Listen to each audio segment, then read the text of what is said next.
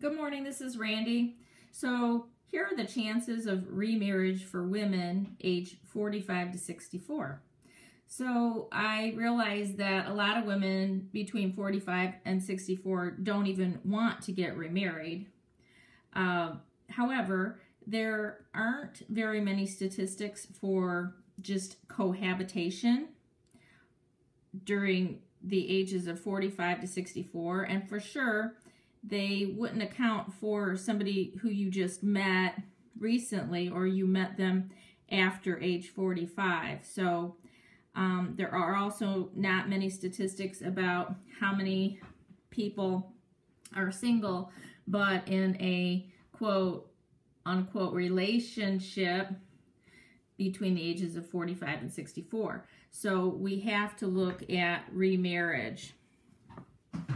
So for those of you who believe that there's no chance for you to have a relationship if you're over 45 and you don't like older men, so just hang it up, I wouldn't go that far. The statistics do show that men between the ages of 45 and 64 do remarry twice as much or twice as often as women in the same age group. But what that means is that half of the men between 45 and 64 marry women that are 44 years old or younger. But it also means that the other half of them remarry women that are 45 years or older.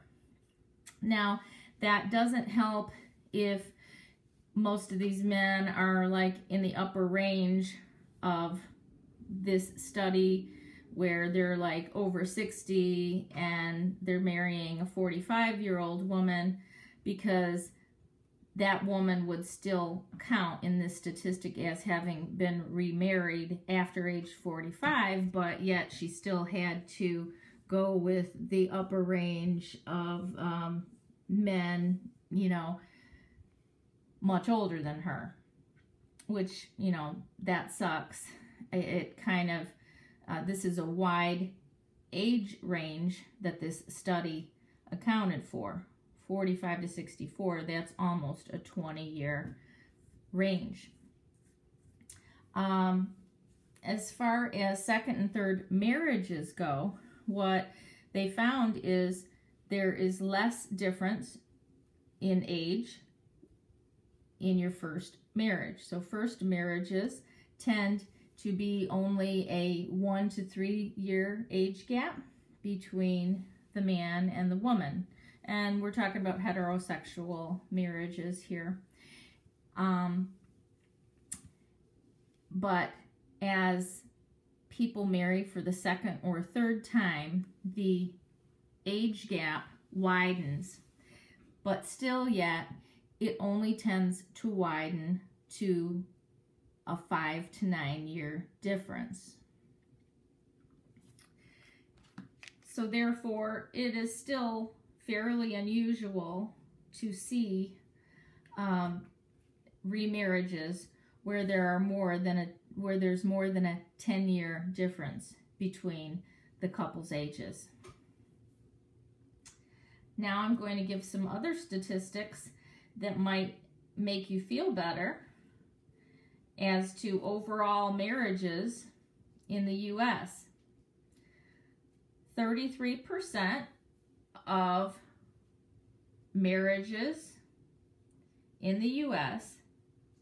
are still within 1 year of each other. So a third of people who are getting married are still within 1 year age difference from each other. 20% of married people are within 2 to 3 years of each other. 13% are within 4 to 5 years difference of each other. And 11% are from 6 to 9 years difference. And that is accounting for the husband being older in all of these cases. So 53% are under 3 years difference. When you start getting to the 6 to 9 year difference, where the man is 6 to 9 years older, it's only 11%. Where the husband is 10 to 14 years older, yuck, it's less than 5%. And as you go up the scale, 15 to 19 years difference with the husband being older, it's 1.6%. And with the husband being over 20 years older than the wife, it's only 1%. So that's the category that my ex-husband went into, was the husband 20 plus years older than the wife. So he's in the 1%. So that can give you a better idea that most people are still marrying within 1 year of each other, or for sure within 1 to 3 years of each other. But like I said, as you get to your second and third marriage, the likelihood is that the age gap will widen, but still it usually remains less than a 9-year difference. And also, here's another interesting statistic, that currently only 7% of people in the United States even get remarried for a third time. So most of these statistics are including second marriages, not third marriages, because not that many people go for a third marriage.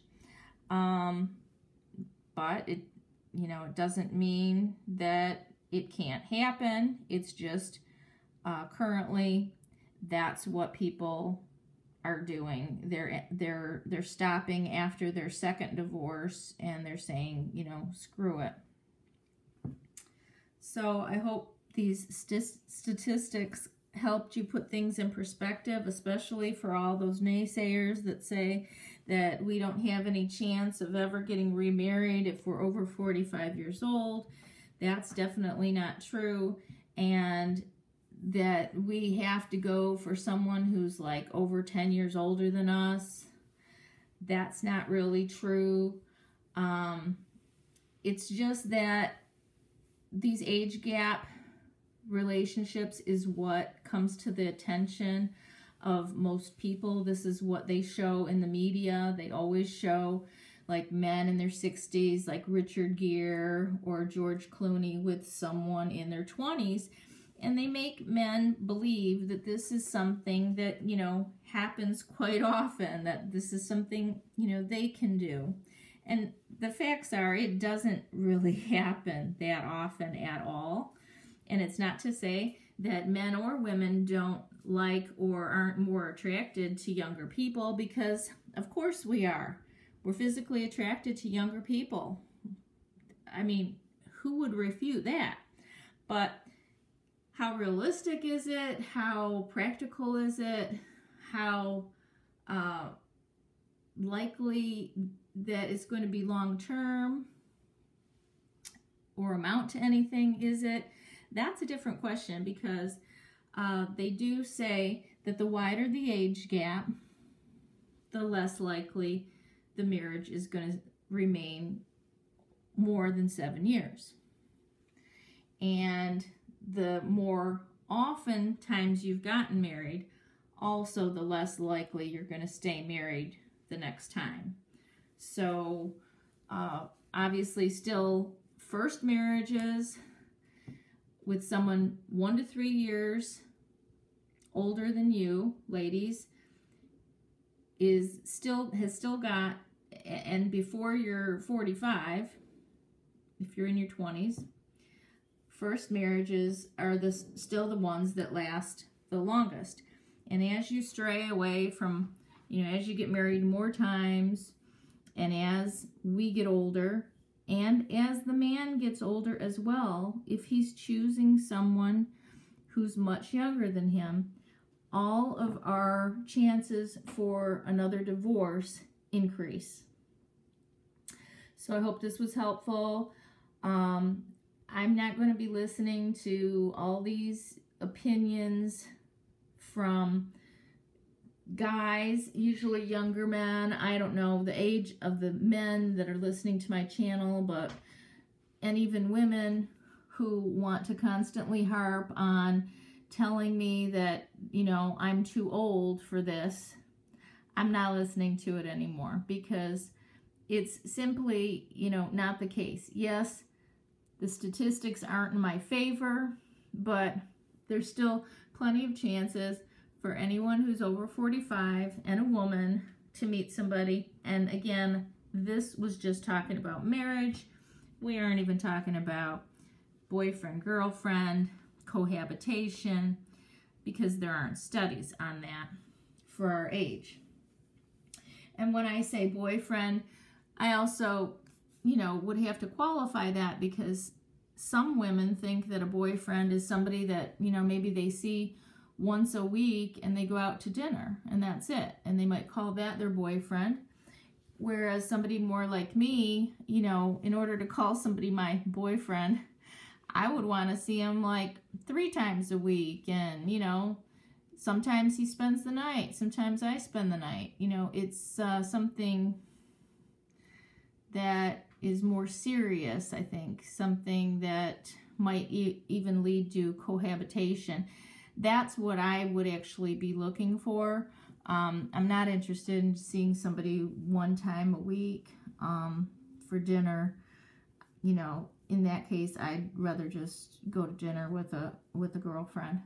So thanks for listening, guys. Please leave your comments below and have a great day.